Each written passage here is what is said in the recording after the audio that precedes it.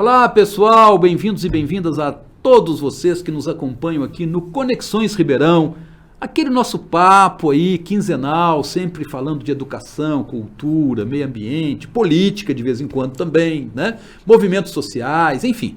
E sempre trazendo um convidado ou uma convidada, né? Que agrega conhecimento, agrega informação, agrega formação também, né? O nosso programa aqui, o Conexões, tem esse lado, esse viés aí forte na formação, na educação, né? E hoje, não poderia deixar de ser, né?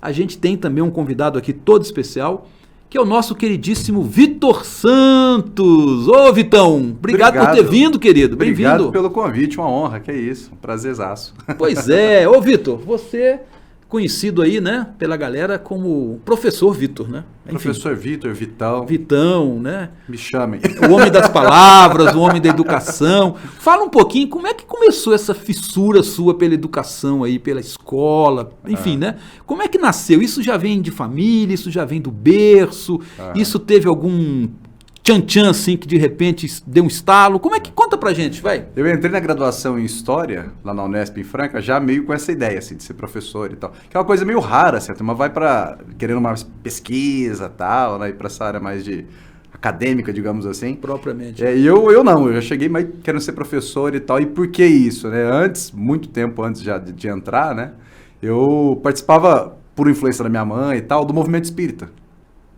Então, é ali, na mocidade, evangelização e tal, aos poucos você vai engajando, vai começando a assumir funções, etc.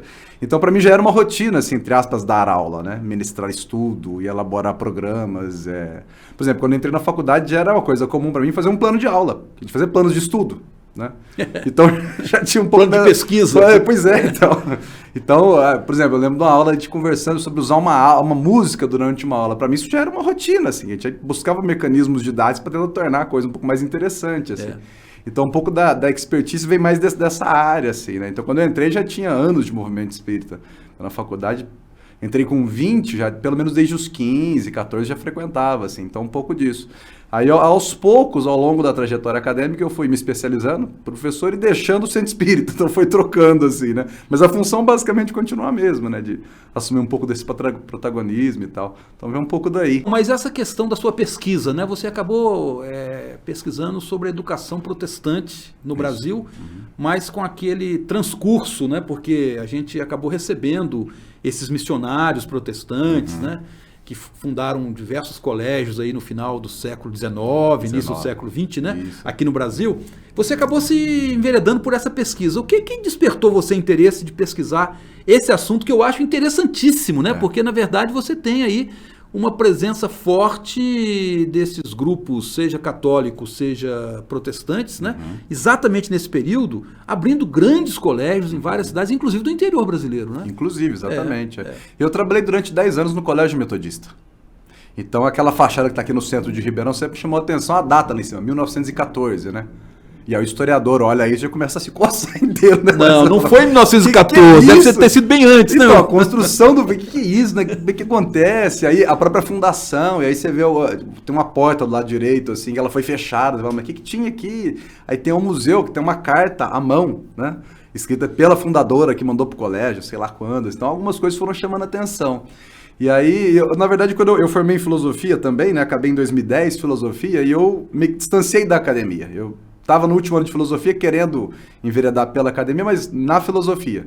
E algumas oportunidades de trabalho apareceram, entre elas do Colégio Metodista. Eu saí da academia, entre aspas, escrever projeto, tentar ir para algum programa de pós. Aí fiquei na sala de aula e enfiei a cabeça mesmo, aquela época, da Gabi inclusive, né? Mais ou menos aquele contexto.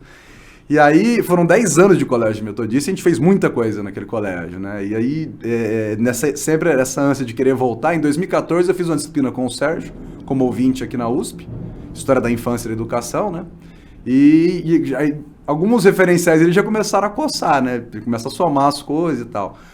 Em 2016 eu vou voltar, agora eu vou escrever um projeto, vou, de fato, né, seguir a linha. E numa aula na biblioteca lá do colégio, perdido, alguém acha um livrinho todo em inglês. Eu falei, oxa, aí... pontinho começa a ligar na cabeça. E aí você começa a ver a data de publicação, anotações à mão das missionárias. Algumas obras sobraram no colégio. Olha só. E isso, a pesquisa do Vazny, o querido Vazny, né? Ele não foi por essa linha documental. E eu achei isso ali e falei, nossa, aqui pra gente é uma Disneylândia, né? Então, mas é interessante, né, quando numa pesquisa acadêmica você descobre aquele documento que faltava ou que vai revolucionar a pesquisa, né? Pois é. Passei por essas experiências também no mestrado lá em Franca, na Unesp, né? Olha que legal. Mas eu queria te dizer, Vitão, o seguinte, que eu tenho uma admiração, né, e um apego muito grande pela educação metodista, porque minha filha fez o ensino médio aqui no Colégio Metodista, né? E eu fiz meu doutorado também na Universidade Metodista de São Paulo, lá em Rua de Ramos, né, meu querido? Que legal. E eu lembro que lá na biblioteca da universidade, da Unesp, né? Tem lá um quadro pintado, não sei, né? Que é o antigo Colégio de São Paulo, que me parece foi a mesma planta, a mesma fachada do Metodista aqui de Ribeirão Preto. Mas aquele lá de Ribeirão Preto, não, isso aqui é de São Paulo. Interessante essas coisas, né? Essas coincidências são bacanas, assim. Essa documentação precisa ser mais explorada, né? Eles têm muita coisa. E os norte-americanos estão muito avançados nisso em relação a nós no Brasil, né? Eles já escanearam tudo. Então a gente tem muita coisa online, gratuita, disponível assim, para pesquisa, né? Para fazer, assim. Sem dúvida. Então eu fui mais nessa área. Aí uma coisa vai puxando a outra, né? Aos poucos. Mas fala um pouquinho ainda sobre sua pesquisa, essa questão aí que você analisou profundamente, né? Dessa transnacionalidade da educação metodista dos Estados Unidos para cá, né? O que você achou de interessante nesse viés específico aí? Vou te dar um exemplo concreto documental. Vamos lá. As pesquisas, por exemplo, a do Vazny e outras assim, né, mesmo aquelas desenvolvidas lá na Universidade Metodista, são muito regionais. Então, a escola metodista no jornal local, né, fulana que chegou, como é que ela se relacionava com as autoridades locais. Eu tentei buscar um olhar que mostrasse um pouco dessas conexões transnacionais. Então, a própria Martha Watts, que refunda, né, o Colégio em Piracicaba em 1881, tem um documento dela, uma carta dela dizendo assim, olha, eu me preparei para abrir a escola para 20 alunos, né? Quando eu cheguei dos Estados Unidos como missionário e tal. Aí, de repente, o dia que a gente fez a abertura, só pintou uma aluna. Aí ela fala, fiquei frustrada, não era para isso, como é que vamos fazer e tal. Aí ela diz assim, olha, eu encontrei consolo lendo um jornal que era editado pelas metodistas do Norte, não das do Sul, em Nova York, que contava a experiência de uma missionária na Índia, que aconteceu a mesma coisa. Então, olha as conexões. Existiu uma missionária que foi para a Índia, experimentou uma dificuldade com a escola, escreveu, então, olha, o local, a periferia, digamos assim, era produtora de conteúdo, que mandava essa notícia por correio, telégrafo, barca a vapor. Isso chegava no norte dos Estados Unidos, isso era compilado, editado, publicado, impresso, distribuído de novo para o mundo inteiro. E no interior de São Paulo deu acalento para a missionária que estava aqui experimentando a mesma coisa. Então veja, olha como é que essa publicação do norte dos Estados Unidos basicamente fez com que a Índia se conectasse com o interior de São Paulo e foi um dos motivos, claro, né, que, eu li isso, já aconteceu, então ela conta, eu fui à frente, né, e aí depois foi chegando os outros alunos e Piracicaba virou o que virou, né. Então veja como é que essas conexões viabilizadas por um jornal, né, ajudam a construir o sentido localmente. Acho que um pouco foi sobre isso a pesquisa, né. Muito interessante, muito interessante. Ô Vitor, mas assim, agora trazendo essa nossa conversa mais para a contemporaneidade, né? Você fez uma pesquisa aí da educação metodista, né? Nessas suas conexões internacionais, etc. E hoje você é um professor aí, né? De escolas aqui em Ribeirão Preto, faculdade, está nessa área de educação. Como é que você está vendo a educação hoje, 2023? Né? O que Essa nós é uma ótima questão. Como é que todo esse aporte que você traz de pesquisa e encarando a situação hoje? Para o bom ou para o ruim? Para o melhor ou para o pior, não sei. Acho que existe um marco importante, a gente não pode desconsiderar, que foi a pandemia. Mudou completamente o jogo, assim. E quem desconsidera isso erra hoje em sala de aula, né? Existe uma forma de compreender educação que eu vi isso muito com o Elmir de Almeida aqui na USP, né? O professor Elmir. E a gente discutia muito sobre isso, né? Então vamos pensar a unidade escolar, a educação escolar, mas a partir de 2 parâmetros, formal e não formal, né? Então, a educação formal é essa que continua desde sempre. A BNCC mudou, mas você tem um currículo que é construído, que tem que obedecer ao MEC, né? Que prepara muitas vezes para o vestibular, né? Que exige conteúdos, né? Disciplinas e tal, exercício, material. Isso é uma coisa. E durante muito tempo, acho que antes da pandemia, nós não nos preocupamos tanto com esse outro lado, esse não formal dentro da escola, né? Essa coisa que, esse currículo oculto que existe, que faz parte de um processo de educação, que é muito maior do que conteúdo. Que acaba educando também. Que educa talvez muito mais, né? Do que a formal. Do que a formal, e que precisa ser... E durante muito tempo a gente não considerou, eu considero muito pouco esse tipo de coisa. Eu acho que o pós-pandemia exigiu da gente pensar a coisa um pouco mais no equilíbrio, assim, sabe? O que se tem chamado do socioemocional, sabe? De preocupações que vão além daquele conteúdo, estrito senso, assim. Eu digo pra meninada, às vezes um pé na bunda te ensina muito mais do que saber a data da Revolução Francesa, né? Na escola. Porque é a experiência de vida, isso é educação. A educação não se restringe à assimilação de conteúdos. Então, quando você diz, olha, vamos pensar a educação contemporaneamente, eu acho que a pandemia mudou um pouco o jogo, assim, as demandas foi um divisor de águas. Eu penso que foi assim, a gente não pode encarar como era antes, a gente vai errar se a gente fizer isso, né? A gente falava muito sobre isso, o Sá, né, que está aqui com a gente algumas semanas preparando a volta da meninada numa das escolas que a gente atua e pensa, olha, não pode ser uma coisa só, vamos fazer uma atividade diagnóstica, por exemplo, não, mas vamos acolher, então não precisa ser acolhido, né? É uma escola que recebe alunos de ensino fundamental, então você vai receber uma heterogeneidade. Como é que a gente trabalha com isso? Quais são as expectativas? Qual é a ansiedade, né? Como é que a gente abaixa um pouco essa poeira, acolhe, fala, fica tranquilo, nós estamos com vocês, vocês não estão sozinhos. Ensino médio é uma ruptura naturalmente falando, né? Como é que a gente minimiza esse impacto? Então, eu acho que eu tenho visto, tentado ver cada vez mais a educação nesse sentido. Vamos pensar o formal, claro, você não pode perder isso, mas também esses aspectos não formais da educação que são igualmente importantes, assim, né?